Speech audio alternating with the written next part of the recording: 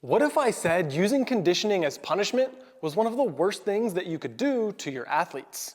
Now, of course, conditioning is important, and so is disciplining your team. However, combining the two leads to neither getting accomplished. But why is this? Primarily, the only thing this really does is teach your athletes that conditioning is punishment. Being in great shape is super important for athletic success. So why would you want it associated with negativity? At the very least, it needs to be planned and the purpose understood. Athletes are much more likely to want to do conditioning if it's a structured part of their training.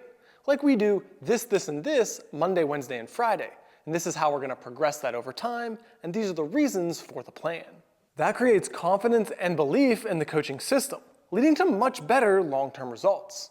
Many sport coaches dictate conditioning based on how well 8th graders behave that day, or their own mood, which is equally volatile. Conditioning is hard enough. We need the athletes to associate it with progress and purpose, not punishment.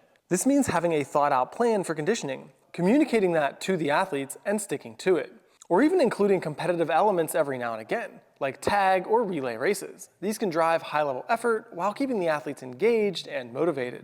It also means having clear guidelines on discipline. What you replace conditioning with as discipline is far beyond the scope of this video, although one I may do in the future. I will leave you though with a few ideas to think through with your coaching staff and team that might help in that matter.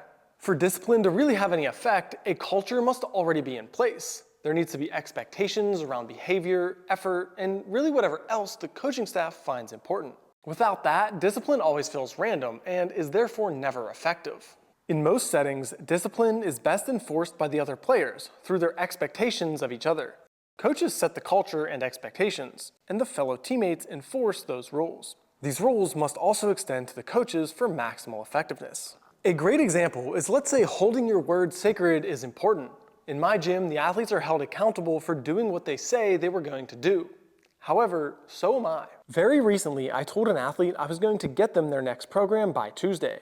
Some things came up, but the bottom line was I didn't do what I said. That athlete got a free session.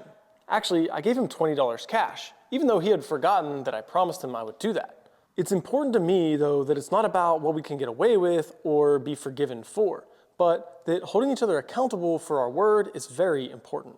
Now, developing a culture is more than a few simple rules, but having those thought out, disciplinary measures pre-planned, everything communicated, and all parties equal under the law is a great place to start. The book, The Culture Code, is a great place to start for trying to develop a team's culture. I will also be doing more videos on maximizing conditioning for various sports, so keep an eye out and subscribe. If there is anything in particular you want to see on conditioning or sports performance in general, leave me a comment and I'll respond as quickly as possible.